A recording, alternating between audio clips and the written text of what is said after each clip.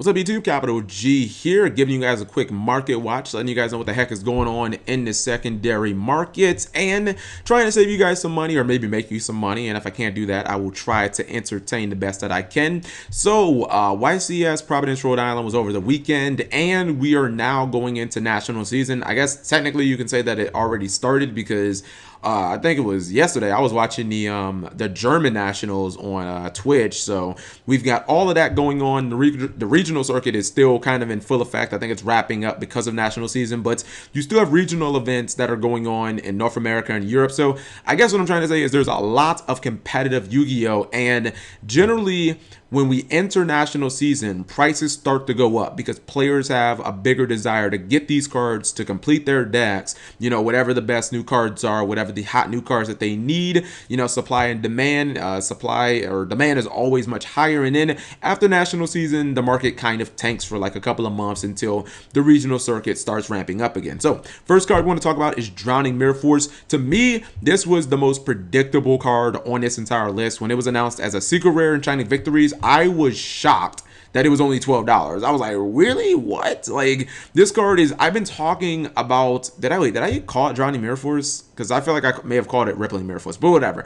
I've been talking about Drowning Mirror Force for a long time. Ever since it was announced, I've been just talking about how amazing it is, and I really thought that it would just be good in decks like Yosenju or, you know, like Cyframes. I thought it would have natural synergy there, which it does, but I didn't anticipate that, like, so many meta decks would be able to use it, because it's kind of just it seems like a blowout card. Like, it's just so good. You know, you guys have probably seen duels in real life or duels on my channel where it almost always seems like the player who activates and resolves Drowning Mirror Force just wins the duel. It's just such a blowout card. And in an age of Yu-Gi-Oh where so many things can't be targeted and it's so difficult to start killing big monsters, Drowning Mirror Force just cleans out everything. And even if your opponent chains, you know, like a Cosmo card to summon a Dark, like, it doesn't matter because it's still getting spun anyways. So the card is amazing. I think that people were playing this in Cosmos at YCS Providence. I don't know if Fraser Smith, if his version was playing it, but people were playing this in all sorts of things. We saw Botang with him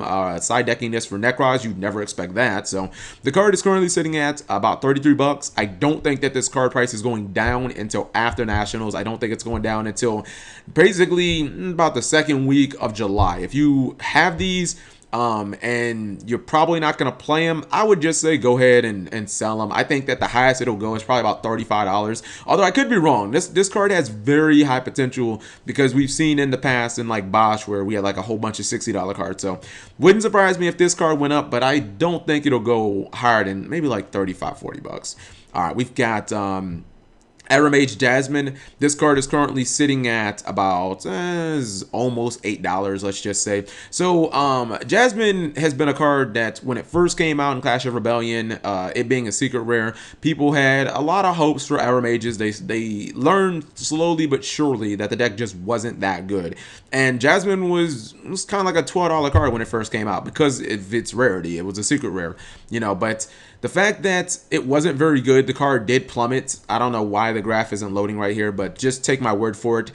Jasmine was as low as $3 at one point, and that's just because it looked kind of bleak for Aramages. I didn't think they were getting any support. I thought they were just like Gradles. I thought it was like, okay, well, I guess there's just no more support for them. But with the announcement of Angelica, I guess a lot of people have had their faith restored in Aramages. Not necessarily that the deck is going to be great, but at least there is some support down the pipeline. People are getting a little hype for the archetype. They're thinking, okay, there is some hope. Maybe we'll get some synchros. I know that, you know, I omitted the fact that decks like Shadows and Infernoids, dual terminal decks, they have tuners, but they don't actually have synchros, even though they're fusion based. So, you know, I guess that's different here, but you know, there are some decks that have tuners that don't have synchros, but I think a lot of people are expecting them to get some synchros. I wouldn't even touch this card unless you're really an Aramage fan. You know, if you just play them like casually online, there's probably no need for you to pick this up. I don't think it's going to go higher than like $10 though, because even at its peak with it being new, it was only like a $12 card. All right, Chaos Trap Hole. Now, a lot of people are playing this main deck, and it's pretty obvious. I've done it before. before. Post Duelist Alliance, when Secret Forces came out, when I ran my Teller Nights at regionals, I actually main decked Chaos Chapel because I was like, well, it's good against Shadows and it's good against Burning Abyss, and it's actually good against Necros when you think about the monsters they normal summon, that generally being Manju, Sanju, or Denko. So this card is really good right now, and you're seeing that it's pretty much like almost a $9 card, despite the fact that it's a common coming out of Shining Darkness. It was a short print, and Legendary Collection for Joy's World is obviously way out of print. But the reason that so many people are playing it now, even in the main deck, is the fact that it is just another copy of Solemn Warning against most of the meta. If you think about Monarchs, you think about Cosmo, you think about Burning Abyss, like pretty much every single thing that they're going to summon is a light or a dark monster, with maybe the exception of being like, you know, Thestalos, the Mega Monarch, or like Ghost Ogre or Snow Rabbit or something random. Generally, 95% of the time, it's nothing but light and dark. So this card hits pretty much most of the meta. It is amazing right now, but, you know, it is kind of expensive, and it's a shame because, again, it's only a common.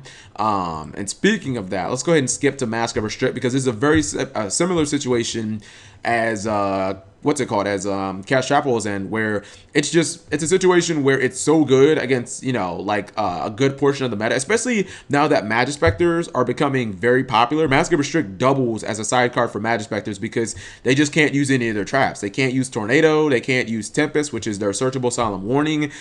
This card obviously shuts down Monarchs, as they don't have, you know, the ability to tribute summon at all, or really to, you know, use any of their like big monsters. They can't get their Monarchs out of their hand at that point, you know what I mean? So this card is currently sitting at like $10 for the cheapest, and if you wanted to bling it out, if you wanted to go ultra rare from Labyrinth of Nightmare, you're looking at $15 for damaged copies. That's the crazy thing about Mask of Restrict and its current predicament, is that these low prices that you see of $10 and $15, these are all for pretty much damaged copies. I mean, you got a lightly played one here for $12, but damn, I feel kind of silly because I actually had about, I think, 8 ultra rares, but I didn't see the card price going up, so I was just like, I guess I'll just trade them, and you know what I mean? Lo and behold, the card ends up absolutely just going through the roof. But I guess Monarchs and just their playability and the fact that they haven't fallen off and Magispectors have, you know, moved into the meta means that this card is just constantly going up because it's so difficult to find. Konami probably needs to consider reprinting this. Card of Demise, the card that everybody's talking about right now, currently sitting at about $27. Wow, this even, I might have to refresh this right quick. When I was on here shooting this video about 10 minutes ago, there we go, there's the chart. There was actually a copy for like $21, but that was the last one. I guess somebody bought that one, and now we're sitting at $27. So if you look at Card of Demise when it came out, I think it was like $12, okay, 13-ish. The card has just gone up and up and up. We expected this card to really just be a boost for anti-meta decks. You know, the slower decks like Cleave Fort, even though it can pendulum. But, you know, decks like Senju, obviously tons of natural synergy there. Gravekeepers as well. You know, maybe if they draw monsters, they can just roll tribute them, etc., etc. But now that people are moving this into Cosmos, you had Fraser Smith topping Providence with it. I mean, that's just really, really bad for everybody's pocketbooks and their wallets, man, because now this card is definitely going to go up. And considering that the Millennium Pack, in my opinion, was pretty much a garbage set. It was fucking terrible. This is the only card in the entire set that's worth anything.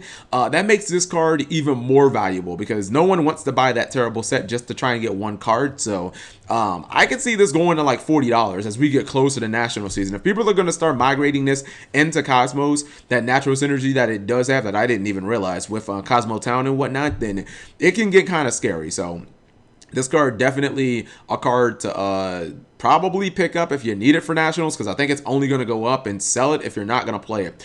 Brilliant Fusion. Now, this is a weird one because this is the only one where I have literally no idea why Brilliant Fusion is going up. I mean, the card's kind of been all over the place. When it first came out in core, nobody, you know, realized how good it was. It was like $1. You know what I mean? The card was worth pretty much nothing. It started going up, and then right about the time in January that Bosch came out, and everybody kind of dropped the Pendulum Magicians, and they went to basically Performages and Pals, the deck known as Pepe. This card didn't really have a home anymore, and it kind of started going down in price. You see here, after February, it started going down, but then as the Magicians came back into play, it kind of went up. Now, I think that this could have to do with Pendulum Magicians, or I don't really understand why. I know that has a lot of natural synergy with like Cyber Dragon decks because, hold level 5 and whatnot, but this is one that I really can't explain, other than it's an amazing card from an out of print set, but I don't really understand why it's going up. If anybody knows that, please explain it to me.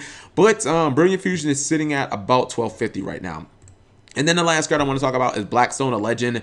This one is crazy to me because this is the literal definition of all over the place. I'm talking 24 when it came out. I'm talking it's gone as high as, where is it? I think it's like $45.